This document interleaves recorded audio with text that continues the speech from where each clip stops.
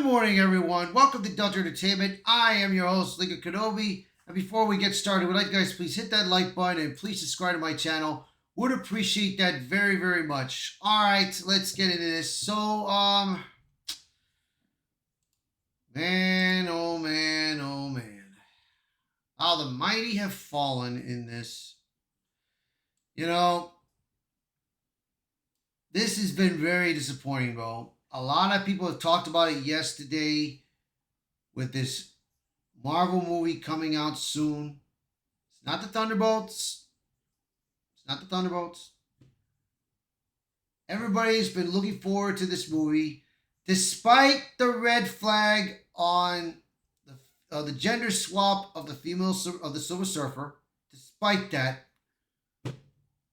people were looking forward to watching the Fantastic Four movie, especially me.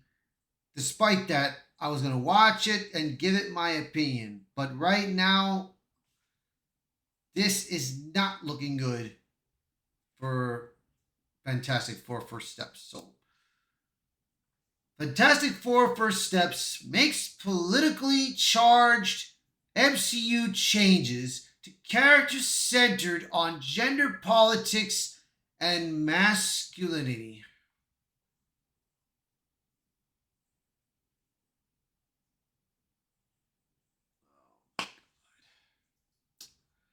Now, I heard this when I was driving to work from Geeks and Gamers Daily, and I'm like, what in the hell are they doing, dude? I mean, are they seriously? Have they not learned?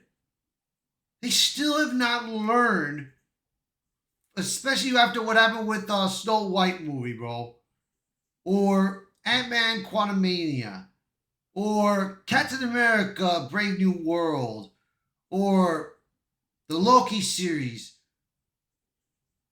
Hawkeye,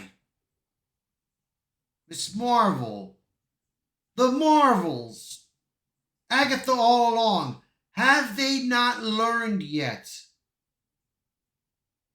Kevin, what the hell are you doing, dude? I mean, is somebody behind your back approving this, or are you approving all this nonsense, bro? Because, man, dude, you're making your studio look bad, dude. Very bad. So, let's read this and you guys let me know, man. The MCU Fantastic Four will see major political charge changes to the Marvel's classic characters created by Stan Lee and Jack Kirby in 1961. The Marvel Cinematic Universe is rolling the dice again when Fantastic Four First Steps, the 37th entry in the franchise, and it might be its most ideological loaded to date.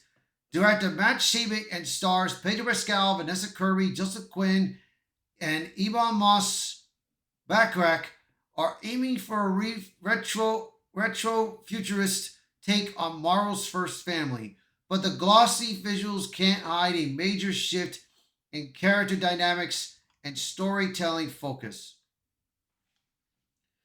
This film represents significant Fantastic Four MCU changes that we'll see a wild departure from classic depictions that have become so well known in the world of Marvel Comics. While set in an alternate 1960 inspired universe, First Steps isn't just aiming the period flair, it's clearly designed to reframe the Fantastic Four through a very modern lens. EW's behind the scenes coverage reads more like a cultural manifesto than a superhero preview. So, yes, there were four takes. There were three takes on the Fantastic Four because the first Fantastic Four movie and Fantastic Four Rise of the Silver Surfer, it was very comic book accurate. Very comic book accurate. You had Long Grufford playing Mr. Fantastic, Reed Richards. You had Jessica Alba playing Sue Storm. Michael Chilkotz playing Ben Grimm, the Thing. And you had Chris Evans playing Johnny Storm. And let me tell you, man, this is bad, bro. This is very, very bad. Because you had other projects that they tried to do. They did another Fantastic Four movie that was later on, but I didn't watch it because I saw what they did and I saw the changes they made, so I didn't bother watching it. And I heard it did terrible in the box office, bro. But this one right now, I think they really, really done it this time, bro. So let's read more. Let's start with Johnny Storm, the Human Torch. Actor Joseph Quinn openly questions whether the classic version of the character, the brash woman chasing hotshot that Chris Evans brought to life in the 2005 film, still belongs on the screen today. He was branded on this womanizing, devil may got care guy, but is that sexy these days? I don't think so. This version of Johnny is less callous with other people's feelings, and hopefully there's a self awareness about what's driving the attention seeking behavior.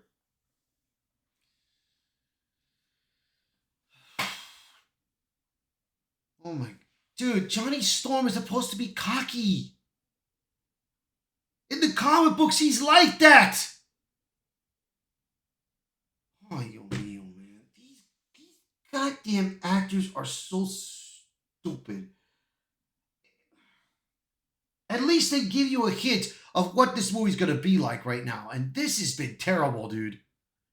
I just cannot believe what they've done. So let's keep reading. Quentin's Johnny is now defined less by fire and flare and more by introspection and social calibration. The old swashbuckling charm has been swapped for sensitivity, yet another of the most notable Fantastic Four MCU changes fans may not have expected or wanted. I mean, what the hell? What the hell is going on, dude? Seriously? Then there's Vanessa Kirby's Sue Storm, portrayed as both pregnant and politically powerful, the head of the Future Foundation and architect of global peace. Kirby describes Sue not as a superhero, but as a commentary on modern motherhood and womanhood. Good Lord. You know, when I first saw the trailer, and that when Reed Richards was describing to her, you were before you weren't like describing how she was invisible when she became invisible, when Ben Grimm was a solid rock, and Johnny Storm was a fire starter or whatever. She came in the end, throwing these phrase words and everything. I kind of figured that something was not right, dude. I had a feeling. I just had a feeling that they were going to try to make her the female boss. I mean, it may not happen, but still, there's hints right now. So here we go. One of the things I love most from Sue's history is when she becomes Malice and all of her dark stuff comes out. Kirby said, proving what while she might share a name with Fantastic Four co-creator Jack Kirby, she doesn't have a healthy respect for his work. I was obsessed with that chapter of her life, so I wanted to make sure that there were tons of malice in there with her. That she wasn't just the stereotype of a goody, sweet mother. I've always been really interested in the mess of femininity and how can you be both? How can you be all the things, not just the tough, invincible, powerful woman, but also a mother who gives birth, which is itself a superhero act? The implication is clear. The Sue of old isn't acceptable anymore. Today, she must embody everything at once: a maternal figure, a political leader, a complex emotional being, and an empowered icon.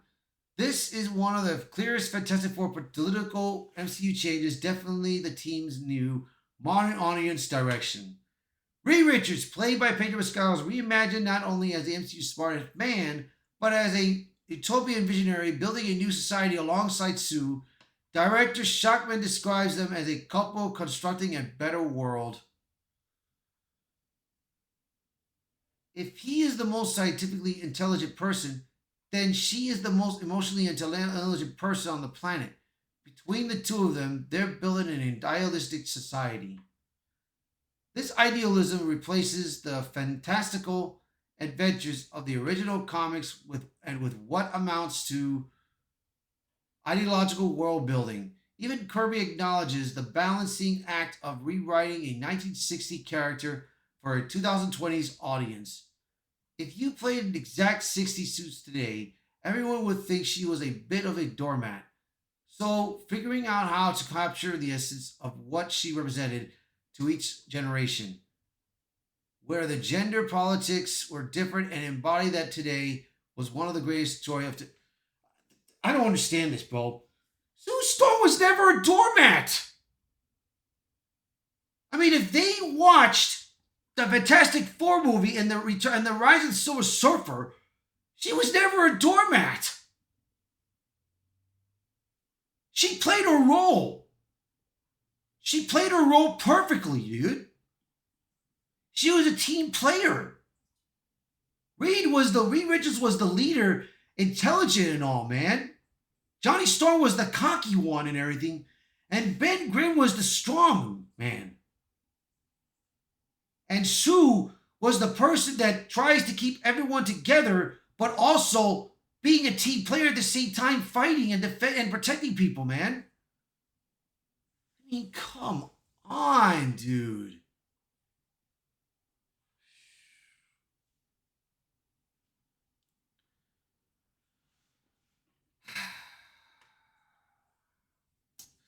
The Fantastic Four once stood for discovery, bravery, and family bonds. Now they stand for carefully curated messages about emotional literacy, social progress, and global unity. While Marvel fans might still be drawn in by the retro sci fi visuals and classic characters, many will wonder if the heart of the team has been rewritten beyond recognition. The silver lining, Ebon Moss-Baccarat's Ben Grimm seems to hold closest to the original spirit, drawing directly from Jack Kirby's Jewish New York roots. Jack Kirby wrote this character as a bit of a homage to his father and to the streets that he grew up on. Moss Brannock said, "So it does feel like home to me, and the production did a beautiful job recreating that. But one grounded performance may not be enough to anchor a film that seems determined to be more message than myth." So, man, I tell you this, bro. They really have done it this time. There is lots of red flags right now in this movie. A lot of red flags, and it's going to be bad. Very bad. So you guys let me know in the comments, what do you guys think of this, bro? So please share this video, post a comment below. Let me know your thoughts. Thank you all for watching this video. Thank you all for being part of the channel. And I will see you all until next time. Bye, everyone.